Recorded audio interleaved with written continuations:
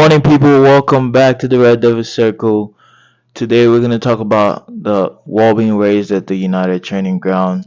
There's been a Trump wall, if you will, been raised, been erected. Not in that sense, guys. It's morning. Fix your mind. Focus on your mental health. I'm just kidding. But there's been a wall being raised at the United Training Ground to protect, uh, to protect the training the training camp from leaks and stuff like that, prevent it from outside sources getting information from the inside. And this is just weird to me in the sense that I don't know a lot of clubs or a lot of big clubs that are doing this, and this has been sanctioned and has been done as recommended by the manager because the manager wanted this to be done. This was Ten Hag's this was Ten Hag's decision, or this is what he needed. And to be honest, it's just weird to me. Like it just shows low mentality at the end of the day. This is a big club, and there's always gonna be leaks and stuff around the media. Even with the wall being raised, there's always gonna be talk around Manchester United. And why I say low mentality is in the sense that you got to be able to handle the pressure of being a Manchester United manager. It's like if you're not ready for that, then just resign from the job. Like at this point, it's irritating the demands he keeps making. Like you're not in a position to make demands in the first place. And if you take a look at what Ronaldo said in terms of the mentality of a United manager, it just fits him perfectly because like his mentality is pretty poor.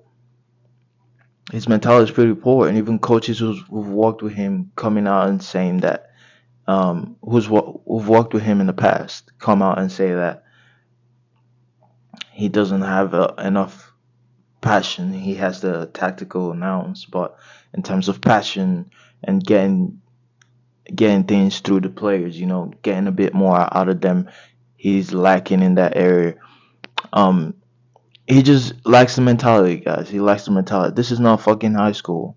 What are you raising a wall for? I don't get it. Like, what was the point of this wall? Like, leaks are gonna come out anyway from sources, players through players. What is the point of building this wall to save them from the paparazzi that's gonna be waiting for them right outside the training camp after you get out of that training ground. Once you step out of that gate, there's still paparazzi gonna be there waiting to ask you questions. I don't get the point of this wall. It's lame. I think it's lame, and the fact that they've sanctioned it, giving this manager more instead of keeping him on his toes is pretty poor. It's a poor decision for me. But at the end of the day, I could get what Ineos are doing. They're doing everything possible to make sure that no one says they haven't backed this manager. And for the idiots who say that the left back is the reason why this whole thing is crumbling down, they didn't Ineos didn't give him a left back. Don't be stupid. Please don't be stupid. He's been backed in all fucking ways. Are you gonna say the midfield shouldn't have been prioritized compared to the left back? Come on, we have right backs that could play left back. It's not fucking rocket science. What is the point of bringing in a left back when we have right backs that could play that role, at least for now? And you have right backs that could play both roles. Mazraoui has been seen playing left back before. Dallo can play left back. So it is not a problem to me. So people need to shut up trying to make it seem like a problem that Ineos didn't back him, didn't get him a left back. This is gonna be what is gonna cost the Philip Ten Hag. Ineos is the problem because they didn't back him. Shut the fuck up. No, seriously, that is so annoying, so annoying. And I don't want to go on a rant this morning. This morning it's chill. Let me just calm my brain down. calm my temper down, because fans can be so annoying. You're gonna say this manager hasn't been back, but okay, I'm gonna remind myself to chill out for a little bit. But seriously, he's been back. Don't give me that shit. Um, he's been given a midfielder that he hasn't been playing in Ugarte, which I think was the main priority of the transfer window. It was one of the main priorities.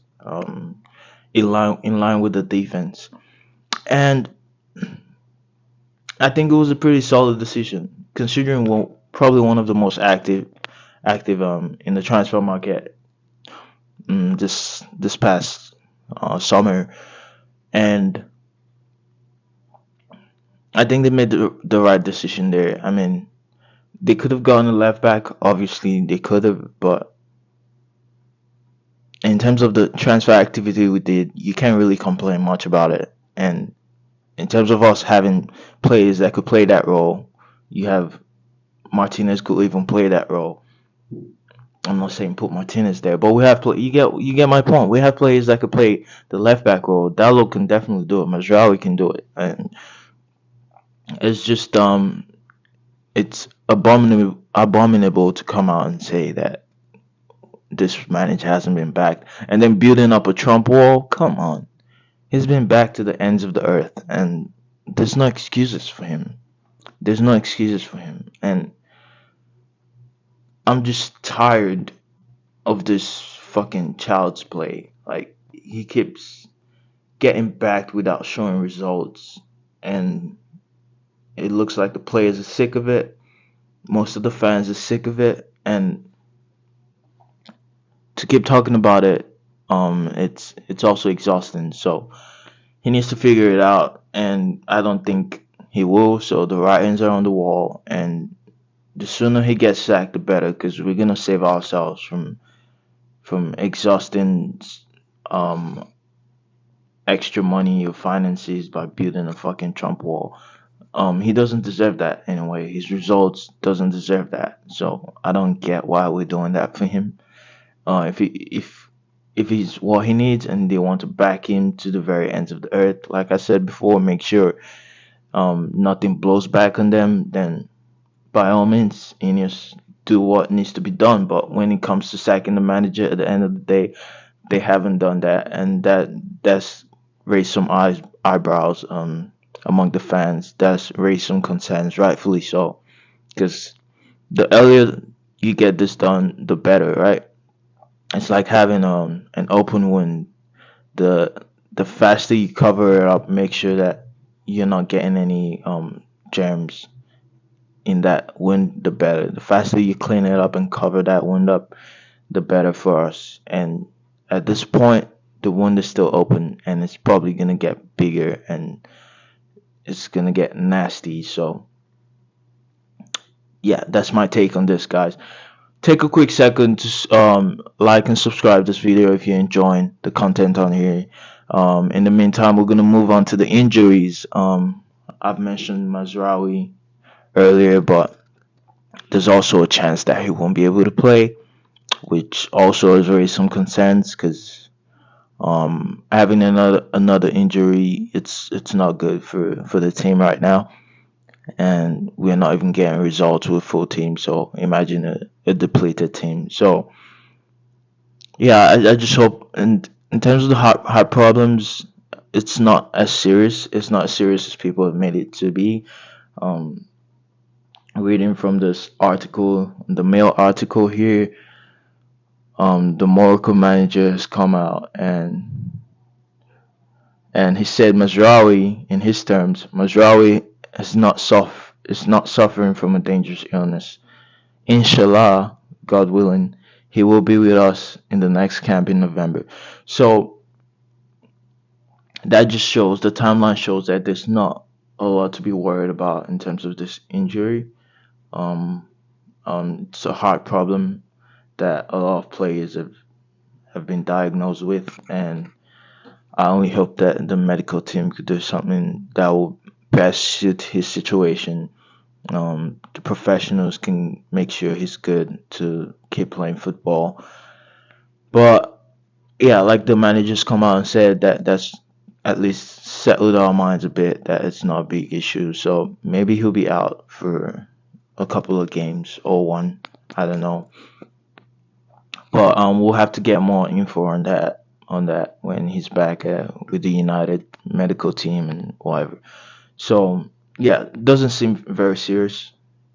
And also another injury update will be Lenny Euro, and I'm not sure the timeline when everyone becomes available, but I'll be guessing that Mazraoui is gonna be available before Lenny Euro, because Lenny Euro's was a long term injury, and you need a bit of time on the grass to really get back into it. So my last year is also one to watch out for. He might be coming back soon as well.